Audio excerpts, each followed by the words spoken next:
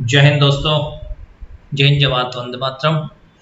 बहुत बड़ा प्रोजेक्ट, बहुत बड़ा कैंपेन आपके लिए लेकर के आया हूं मैं। और ये कैंपेन है, सबसे पहले तो मैं आपको बता देना चाहता हूं कि मेरी अगली स्ट्रेटेजी ये है कि हम 20 प्रैक्टिस सेट्स सब्जेक्ट वाइज करेंगे। वो बाद में करेंगे। इससे पहले हम 100 एक्सरसाइज करने वाले हैं। 100 डेज एंड 100 एक्सरसाइज। 50 एक्सरसाइज अपनी हो जाएगी। उसके बाद में गाइस मैं आपका प्रैक्टिस सेट स्टार्ट करूंगा। ये एक्सरसाइजेस जो है वो 2012 से लेकर के और जो पिछला एग्जाम अपना हुआ वहां तक के जितने भी पेपर्स है एयरफोर्स और नेवी के, उन सबका कलेक्शन मेरे पास ऑलरेडी है। मैं ऑनलाइन प्लेटफॉर्म पे पहली बार आया हूँ, या यूँ कहूँ कि मैं पहली बार इसको सुचारू रूप से चला रहा हूँ, चलाने का प्रयास कर रहा हूँ। इसलिए जो बच्चे डायरेक्ट पहली बार कनेक्ट हुए उनको पता नहीं है। जो मेरे ऑफलाइन के स्टूडेंट हैं जो ऑनलाइन पैनल पे जुड़े हुए हैं, उनको सब पता है कि मेरे पास किस तरह का कलेक्शन और किस तरह से मैंने इस फील्ड में बहुत सालों से एक्सरसाइज कर रखी है। तो गाइज आप बिल्कुल आश्वस्त हो जाइए। पहले आप मेरी एक्सरसाइजेज को देखिए। जिस बच्चे ने अभी रिसेंटली एग्जाम दिए हैं या पिछले कुछ सालों में एग्जाम्स दिए हैं, उसको सब पता है कि उसके एग्जाम में कौन सा क्वेश्चन आया था। इसलिए बिल्कुल वो उससे वेरीफाई कर ले हुए, और उसके बाद में आपको लगे कि इसमें कुछ पोटेंशियल है तो उसको कंटिन्यू करिए और जुड़े रहिए मेरे चैनल से। ये इंग्लिश की बात कर रहा हूँ, इसी तरह से बहुत सारे सब्जेक्ट को हम जल्दी मेरी फैकल्टीज लेकर के आ रही है आपके सामने। और आज हम स्टार्ट करें हमारी पहली एक्सरसाइज। 100 एक्सरसाइज में से पहली एक्सरसाइज रहेगी गाइस हमारी टेंस एंड वर्ब का पार्ट फर्स्ट है। इसी टेंस एंड वर्ब की और भी एक्सरसाइजेज आगे आते रहेगी। इससे पहले मैं दूसरे टॉपिक्स बीच बीच में लाता रहूंगा गाइस। यहाँ तक कि हम पैसेज की भी बहुत सारी एक्सरसाइज करने वाले हैं। तो देखिए, ये इंग्लिश में 20 में से 20 नंबर लाने को मैं अश्योर करता हूँ आपको। ये मेरी तरफ से गारंटी रहेगी कि उस पैटर्न के बाहर कुछ भी नहीं जाएगा। हो सकता है कि एक आधा कोई सिनोनिम या एंटोनिम जो अनटच आ जाए। ग्रामर में मेरी गारंटी है कि इससे बाहर कुछ भी नहीं जाने वाला है, क्योंकि पिछले 20 साल का निचोड़ हम आपके सामने रखने वाले हैं। पहला क्वेश्चन देखिए गाइस, ये सारे के सारे क्वेश्चन पहली बात तो टेंस एंड वर्ब से रिलेटेड है, तो correct form of the verb की बात कर रहा हूँ।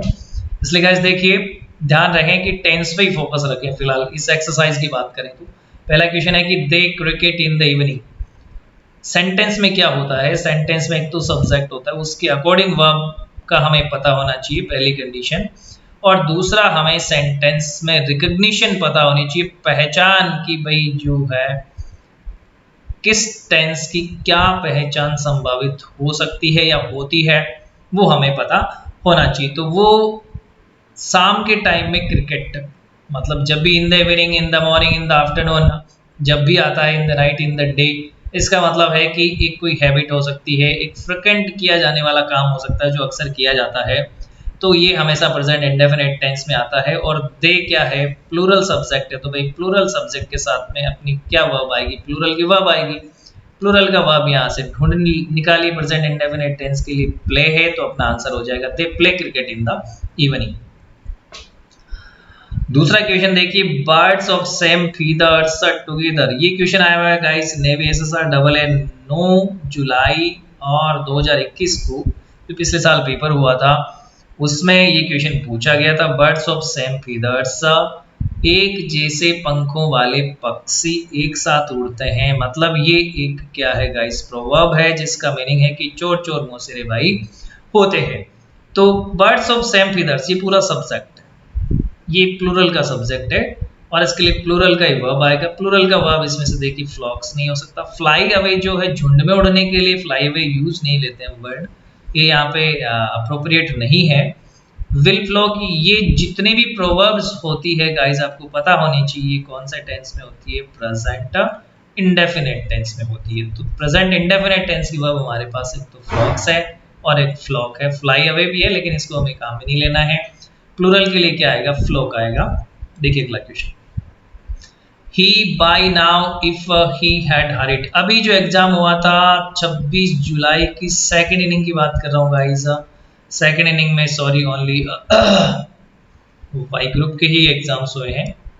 सेकंड इनिंग में जो वाई ग्रुप का एग्जाम हुआ, इसमें क्वेश्चन पूछा गया था। बहुत सारे बच्चों ने गलत किया। इसको क्यों गलत किया? क्योंकि ये कंडीशनल सेंटेंस है और कंडीशनल सेंटेंस में if plus had plus verb की थर्ड फॉर्म आती है तो इधर क्या आएगा भाई, could, should, might, would plus have plus verb की थर्ड फॉर्म। तो बच्चों ने क्या किया, कुड हैव और रीच्ड किया होगा, या तो माइट हैव रीच्ड किया होगा, मगर दोनों ही गलत हो गई। क्यों गलत हो गई? क्योंकि ये हमारी रिकग्निशन सेकेंडरी होती है। यदि इफ आया सेंटेंस में, ये हमारी द्वितीयक पहचान है, सेकेंडरी, इस पे हम बाद में जाते हैं। यदि हमारे पास कोई टाइम का एडवर्बियल हो, समय का एडवर्ब हो, जैसे बाई नाउ, बाई नाउ का मतलब अभी, है ना, अभी तक ऐसा होना चाहिए, यदि वह जल्दी करता तो अभी तक वो पहुंच जाना चाहिए।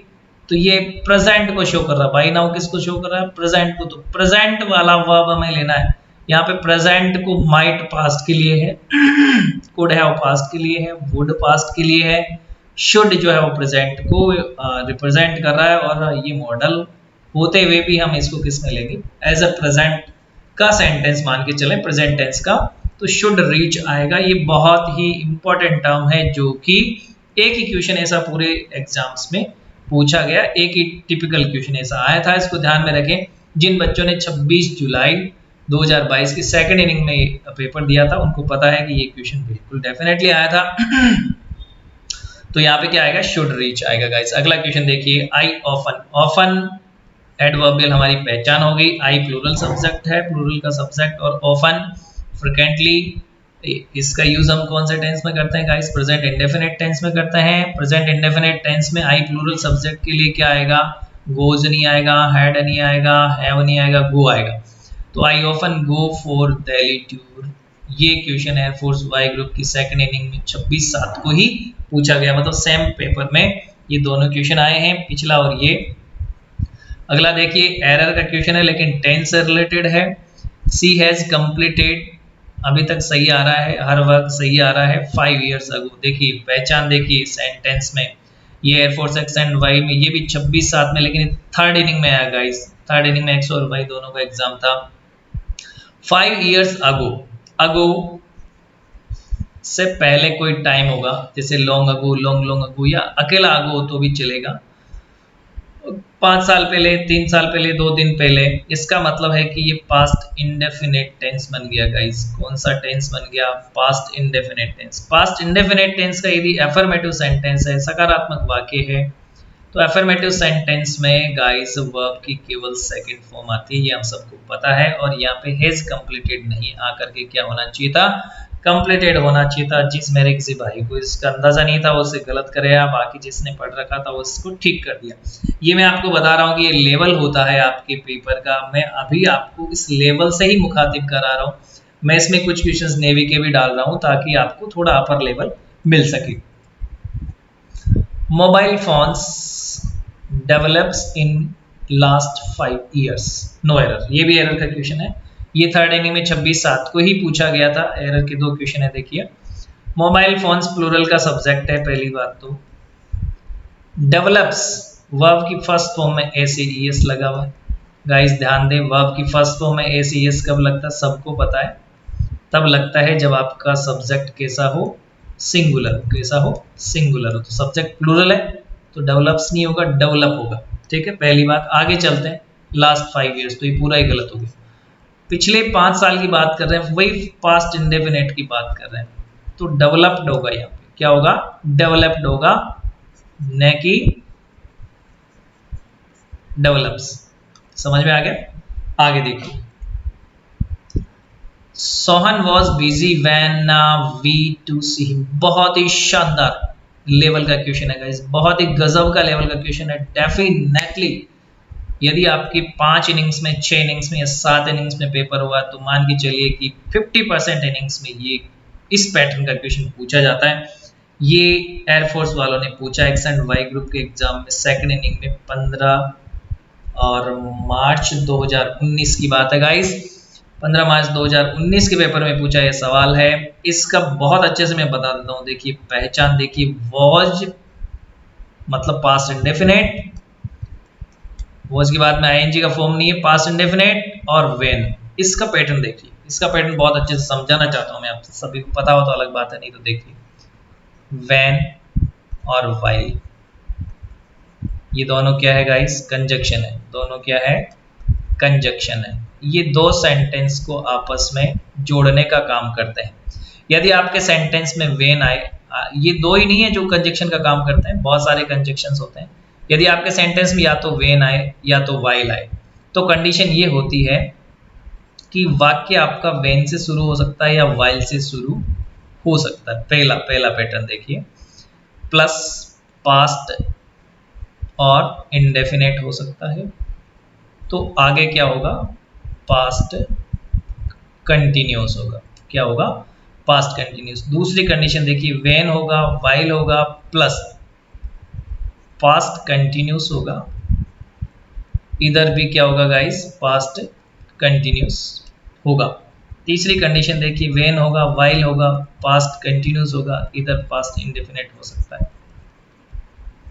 तीन कंडीशंस ये बन गई, तीन कंडीशंस और बनेगी। देखिए चौथी कंडीशन देखिए, पास्ट इंडेफिनेट प्लस वेन या वाइल, बीच में आ सकता है कंजक्शन, वाक्य के शुरू में आ सकता है, वाक्य के बीच में आ सकता है, तो बाकी कंडीशंस ये रहेगी। मेरा कहने का मतलब है कि ये बहुत इंपॉर्टेंट टर्म इसलिए है कि दो घटनाएं यदि एक साथ ही कंटिन्यू थी, एक घटना है वो चल रही है, दूसरी भी चल रही है, जैसे वैन, एग्जाम्पल लेकर के बता रहा हूं, van I was playing piano, van I was playing piano,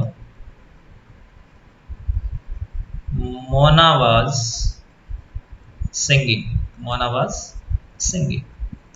जब मैं पियानो बजा रहा था तो मोना गा रही थी, इसका मतलब वॉज प्लेइंग और वॉज सिंगिंग दोनों पास्ट कंटिन्यूस में, दोनों एक्टिविटीज पैरेलल चल रही थी। मैं जितनी देर पियानो बजाया उतनी देर उसने गाया।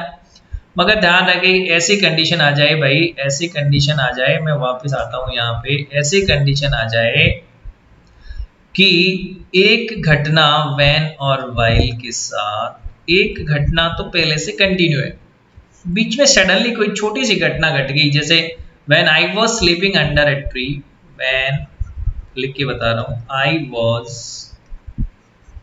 Sleeping under a tree, a snake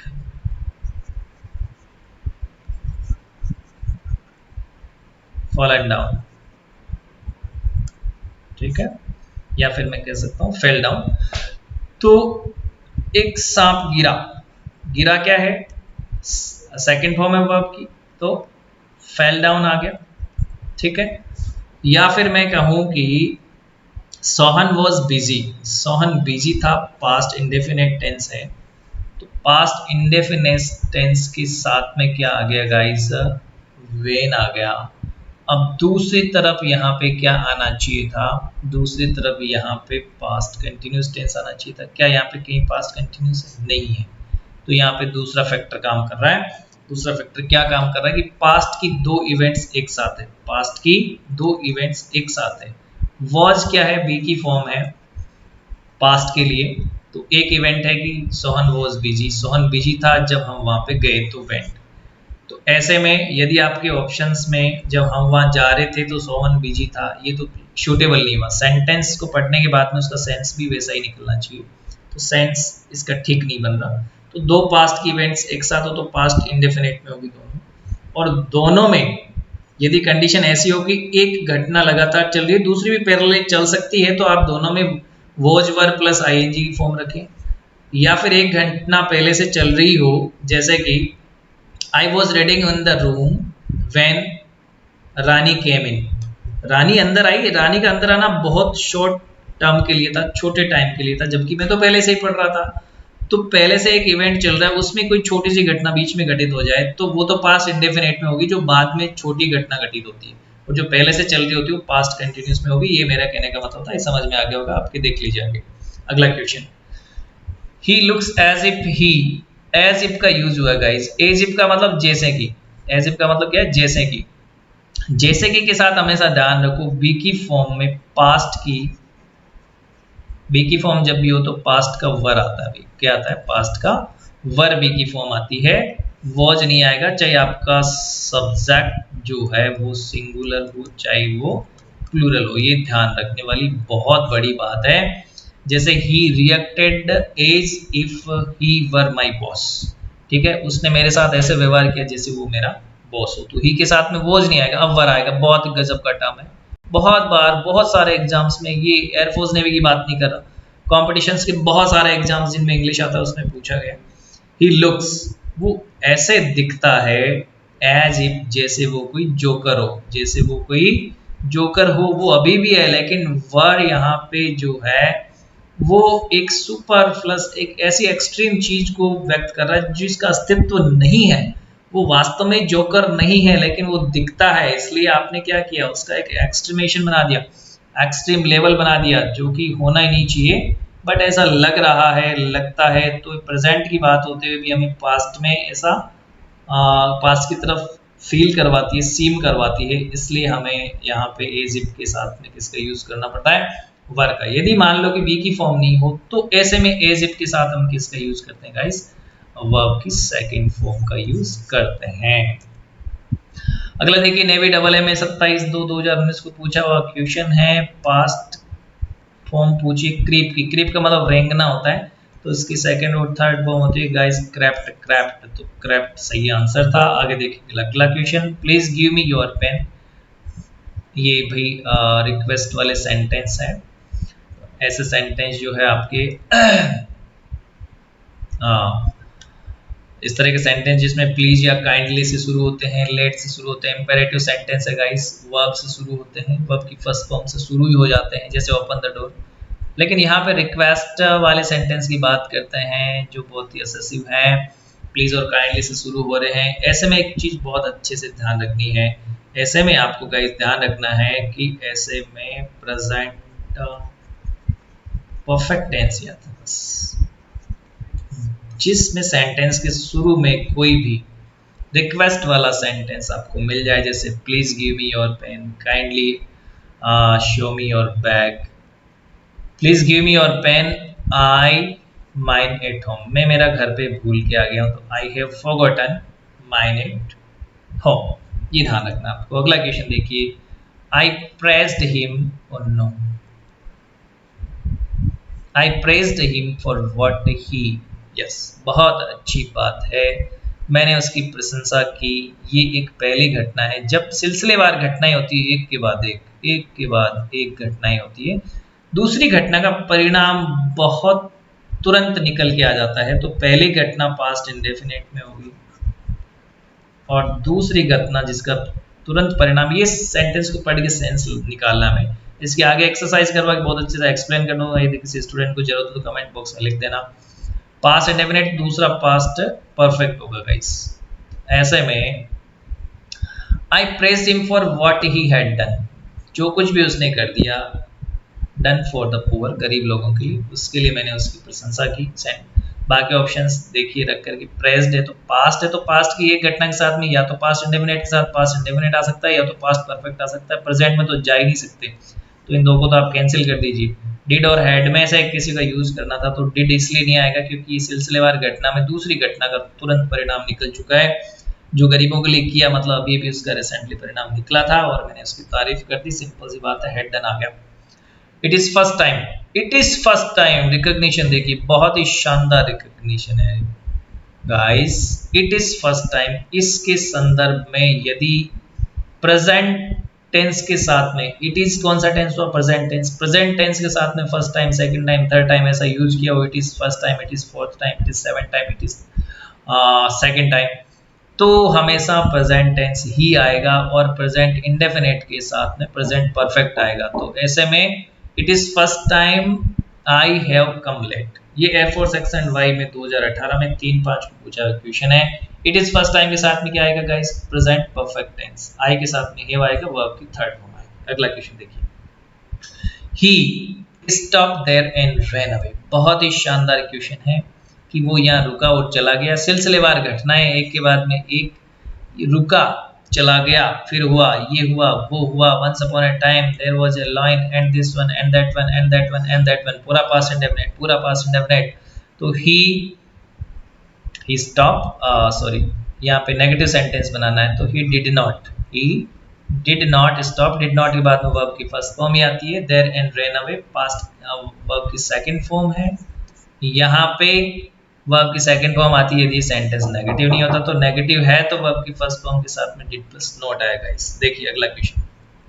हाँ तो गाइस देखिए question number 14, he speaks present indefinite tense, as if आ गया, रिकॉग्निशन क्या आ गई गाइस, एज इफ। जैसे कि मैंने बताया आपको कि एज इफ के साथ या तो बी की फॉर्म आती है तो वर आएगा, और नहीं तो फिर पास्ट टेंस में वर्ब की सेकंड फॉर्म आएगी। तो वर्ब की सेकंड फॉर्म ढूंढ लो, कुछ भी नहीं करना है। He speaks as if he knew everything, वो ऐसे बात करता है जैसे उसको सब कुछ पता हो। The teacher came late, past indefinite tense. The teacher came late, past indefinite tense. What happened to the hell? The teacher came late, past indefinite tense. While का यूज हुआ गाइस, किसका यूज हुआ, while का use हुआ। The students for him, मैं जो बता रहा था आपको पहले इक्वेशन में, ये देखिए ये एयरफोर्स एक्शन वाई 5/5/2018 को पूछा हुआ क्वेश्चन है। 5/5/2018, ये वही एग्जाम है गाइस जो एग्जाम 10 और 11 मई, बच्चों तुम्हें याद हो तो बताना, 10 और 11 मार्च को होना था 2018 में, और एयरफोर्स ने इस एग्जाम को पोस्टपोन किया था, और फिर इस एग्जाम को 3 से लगाकर 6 मई तक करवाया था। टोटल 4 दिन एग्जाम चला था, 3 शिफ्ट्स में। ये वही एग्जाम है जो पहले एग्जाम एयरफोर्स का 2 दिन में शेड्यूल होता था, बाद में बहुत ज़्यादा रस होने की वजह से इसको पोस्टपोन किया गया और इसे मई में करवाया गया, 2 महीने बाद हुआ एग्जाम। उस एग्जाम में पूछा हुआ क्वेश्चन है, और मैं आपको बता दूं कि ये क्वेश्चन दोबारा मैं आपको इसको रिपीट करना चाहूंगा। ऐसे क्वेश्चन बहुत बार पूछे जाते हैं कि भाई वैन और वाइल दो कंजक्शन है, दोनों में से सेंटेंस में कोई एक आएगा, जैसे while I was running a car passed, ठीक है, जब मैं दौड़ रहा था तो एक कार गुजरी, कार निकल गई, मैं तो मेरा दौड़ ही रहा था, कार दूसरी तरफ चली गई होगी। इसलिए ऐसे में क्या हुआ, वाइल के साथ में पास्ट कंटिन्यूस आया और वर्ब की सेकंड फॉर्म आई। ध्यान रखना है कि वाइल और व्हेन के साथ में एक तो डेफिनेटली पास्ट कंटिन्यूस होगा, एक तो पास्ट कंटिन्यूस होगा ही होगा, दूसरा भी पास्ट कंटिन्यूस हो सकता है, और दूसरा पास्ट इंडेफिनेट भी हो सकता है। ध्यान रखना है, आपको सेंटेंस से अंदाजा लगाना है, पढ़ करके उसका सेंस निकालना है कि क्या दो घटनाएं, दो इवेंट्स एक साथ चल सकती है तो दोनों डेफिनेटली पास्ट कंटिन्यूस में होगी। आपको लगता है कि बहुत छोटे समय के लिए बहुत टेम्परेरी कोई घटना घटित हुई है, टेम्परेरी घटना घटित होती है कम समय के लिए, तो पास्ट इंडेफिनिट में लिखी जाती है। अब कंजक्शन चाहे सेंटेंस के बीच में आ जाए चाहे तो शुरू में आ जाए, डजंट मैटर गाइस। क्वेश्चन देखिए 16 सेटिस्फेक्शन का वर्ब फॉर्म लिखना था, ये अभी पूछा था 2022 में 27 जुलाई को फर्स्ट इनिंग में। जिन बच्चों ने एग्जाम दिया है बच्चों याद करके बताना, कमेंट बॉक्स में जरूर लिखना। ये मैंने बहुत शानदार तरीके से कलेक्शन कर रखा, कोई चैलेंज नहीं कर सकता। जिस चीज बच्चे को याद है जरूर बताना मुझे कि हाँ सर मेरे एग्जाम में आया था। सेटिस्फेक्शन गाउस, सेटिस्फेक्शन का मतलब है संतुष्टि। संतुष्टि ऐसी चीज है, मतलब कि कोई चीज है तो वो नाउन है। इस नाउन फॉर्म का आपको वर्ब फॉर्म बनाना था। ये फॉर्म बनाने का कोई फॉर्मूला नहीं होता, कुछ नहीं होता, हमें इनकी स्टडी करनी पड़ती है जिससे हमें आइडिया आता है कि नाउन कौन, वर्ब कौन होगा गाइस। वर्ब वो होगा जिसका हिंदी मीनिंग हमेशा अंत में ना आएगा, जैसे देखना, उठना, बैठना, चलना, हंसना, फिरना, घूमना, घुमाना, सबके अंत में क्या आएगा, ना। लेकिन हर वर्ड जिसके पीछे ना आए वो वर्ब हो, उसकी गारंटी नहीं। जैसे दीवाना, मस्ताना, ये नाउन है, नाना, ठीक है। लेकिन जो वर्ब होगा उसके अंत में ना आएगा ही, तभी वो वर्ब है, ध्यान रखना है। नाउन का सेंस कैसे निकालें, नाउन का सेंस निकालें कि भाई कोई भी चीज, इस दुनिया की कोई भी चीज, चाहे वो मूर्त है, अमूर्त है, दिखती है, नहीं दिखती है, सेंस भी है, जैसे ब्यूटी, ब्यूटी सुंदरता है, नाउन है भाई, क्योंकि कोई चीज है, वो दिखो भले ही मत, लेकिन कोई चीज है। तो इससे हमें वर्ब फॉर्म बनाना है। वर्ब फॉर्म इनका वर्ब फॉर्म बना के मीनिंग निकालिए। सेटिस्फैक्शन का सेटिस्फैक्शन तो नहीं होगा क्योंकि ये तो ऑलरेडी क्या है, नाउन है, ये भी नाउन हो गया। सेटिस्फाई का मतलब संतुष्ट होना, संतुष्ट होना लास्ट में ना आ गया, यस। सेटिस्फिकेशन ये तो वर्ड ही नहीं होता है इंग्लिश में, ऐसा गलत है। और सेटिस्फाइड, सेटिस्फाइड का मतलब है कि मैं संतुष्ट हूँ। आई एम सेटिस्फाइड, मैं संतुष्ट हूँ। मैं संतुष्ट हूँ मतलब एडजेक्टिव बन गया गाइस। क्या बन गया? एडजेक्टिव बन गया। एडजेक्टिव कोई चीज है क्या? कैसे पहचानोगे? डिग्री बना करके पहचान लो। More satisfied, most satisfied. ठीक है, तो इससे आपको अक्सर एडजेक्टिव्स का आइडिया आ जाता है। बाकी जब हम स्टडी करेंगे मैं बता दूंगा। अगला देखिए, ये आया guys air force Y group, second inning में वाई ग्रुप लिया था इस बार। 27-7 की बात है। और did Suresh play piano, Suresh play, did के साथ में वर्ब की फर्स्ट फॉर्म आती है तो did Suresh play piano, answer हो गया एस। बहुत सिंपल सेंटेंस था ये, आपका इंट्रोगेटिव सेंटेंस है जो कि वर्ब से स्टार्ट होने वाला गाइस, हेल्पिंग वर्ब से। Monday after Sunday, Monday Sunday के बाद आता है। सिंपल सी बात है, ये यूजुअल घटित होने वाली घटनाएं हैं, जो अक्सर घटित होने वाली, जो हमेशा घटित होने वाली घटनाएं होती है, या ऐसा कालक्रम होता है, काल चक्र होता है, चलता ही रहता है कि मंडे के बाद में क्या आएगा, ट्यूसडे आएगा, और संडे के बाद मंडे आएगा, संडे मंडे के बाद आएगा। आता ही है, आएगा नहीं, आता है तो कम्स, क्योंकि मंडे सिंगुलर है, कम्स। ये एयरफोर्स एक्सेंट वाई 27 को ही पूछा गया, थर्ड इनिंग का पूछा गया क्वेश्चन है गाइस। अब देखिए, मैं आपको ले चलता हूँ 13/9/2018 का एक्सेंट वाई में एयरफोर्स में पूछा हुआ question. My sister food before I reach the home. My sister, recognition क्या है, बिफोर, क्या है, बिफोर। बिफोर के बाद में टेंस देखना, आई रीच्ड, कौन सा टेंस हो गया गाइस, पास्ट इंडेफिनिट। बहुत ही शानदार क्वेश्चन है, बहुत प्रकार से बन सकता है, एक्सप्लेन करके बताता हूँ। देखिए, यदि आपके सेंटेंस में कंजक्शन आ जाए बिफोर, क्या आ जाएगा इस बिफोर, या आ जाए आफ्टर, क्या आ जाए आफ्टर, तो ध्यान रखना, ध्यान क्या रखना है कि इसके एक तरफ तो आएगा इंडेफिनिट टेंस और एक तरफ इसके आएगा परफेक्ट टेंस।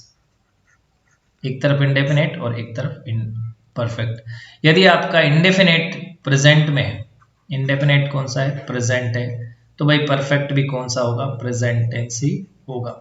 यदि आपका इंडेफिनिट पास्ट है तो आपका परफेक्ट भी कौन सा होगा गाइस, पास्ट। ये आपकी रिकग्निशन होगी कि पास्ट इंडेफिनिट आया, प्रेजेंट इंडेफिनिट आया, कि पास्ट इंडेफिनिट आया, प्रेजेंट इंडेफिनिट आया, साथ में बिफोर लाया, साथ में आफ्टर लाया, तो भाई इधर हम क्या लेके जाने वाले हैं, हम आपका परफेक्ट लेके जाने वाले हैं। उधर से प्रेजेंट आया तो प्रेजेंट इंडेफिनिट आया तो हम प्रेजेंट परफेक्ट ले जाएंगे। उधर से यदि पास्ट इंडेफिनिट आया तो हम यहाँ से पास्ट परफेक्ट ले जाने वाले हैं। जैसे जैसे the train had left before I reached the station. Before I reached the station. Before आ गया भाई, पहचान हमारी। और रीच्ड क्या है, वर्ब की second form, past indefinite tense हो गया, तो हैड लेफ्ट आ जाएगा, हैड प्लस वर्ब की थर्ड फॉर्म पास्ट परफेक्ट आ जाएगा। इसी तरह से मैं कहूँ कि भाई घंटी लगने से पहले ही बच्चे क्लास से निकल चुके हैं, तो घंटी लगने से पहले ही बच्चे क्लास से निकल चुके थे, तो यहाँ से घंटी बजना मतलब bell rings, the bell rings, the bell rings, bell rings, घंटी बजती है, या बेल रैंग सेकंड फॉर्म आ जाएगी, तो इधर परफेक्ट टेंस आ जाएगा, पास्ट का, रिंग्स आती है तो परफेक्ट टेंस आ जाएगा प्रेजेंट का। अब बिफोर और आफ्टर आपके कंजक्शन है, इसलिए सेंटेंस के शुरू में भी आ सकते हैं, सेंटेंस के बीच में भी आ सकते हैं, इससे कोई फर्क नहीं पड़ेगा। ध्यान रखना है, आफ्टर और बिफोर के साथ क्या आएगा, प्रेजेंट इंडेफिनेट के साथ परफेक्ट, और पास्ट इंडेफिनेट के साथ पास्ट परफेक्ट। सिंपल सा फंडा, बहुत शानदार फंडा। देखिए अगला question, see from Pune by 10 PM, by 10 PM recognition है गाइस। क्या रिकॉग्निशन है, बाय 10 PM, 10 बजे तक, 10 बजे तक पहुंचेगी, 10 बजे तक पहुंचेगी। बाय 10 PM का मतलब क्या हो गया गाइस, फ्यूचर और परफेक्ट टेंस। कौन सा टेंस हुआ, future perfect tense. Future perfect में क्या होता है guys, will have plus verb की थर्ड फॉर्म, या तो शैल हैव प्लस वर्ब की थर्ड फॉर्म। ठीक है, मॉडल यूज नहीं कर रहे हैं, फ्यूचर टेंस यूज कर रहे हैं तो would have, could have, should have वैसा कुछ नहीं होने वाला। नेवी एसएसआर डबल ए में ये 2021 में पूछा हुआ क्वेश्चन है गाइस। नेवी एसएसआर और डबल ए का ये कंबाइंड पेपर होता है, आजकल कंबाइंड पेपर होते हैं। अभी तो अग्निवीर के तहत सिर्फ एसएसआर का ही हुआ, डबल ए क्या स्थिति बनती है देखते हैं। तो विल हैव प्लस वर्ब की third form will have return. ध्यान रखना है कि यदि बाय प्लस टाइम दिया हुआ हो तो आपका फ्यूचर परफेक्ट टेंस होना गाइस। तो इस तरह से गाइस ये थी हमारी बहुत ही एक्सपीरियंस बेस्ड कलेक्शन पर बहुत शानदार शानदार क्वेश्चन मैं आपके लिए लेकर गया हूँ। आप सोचो रहा इस तरह की शो एक्सरसाइज हम करेंगे तो हमारे इंग्लिश का क्या हाल होने वाला है। छोड़ने वाला नहीं है किसी भी कंडीशन पे इंग्लिश को और बाकी सब्जेक्ट्स को। बने रहिए मेरे चैनल से। जय हिंद, जय भारत, वंदे मातरम गाइस।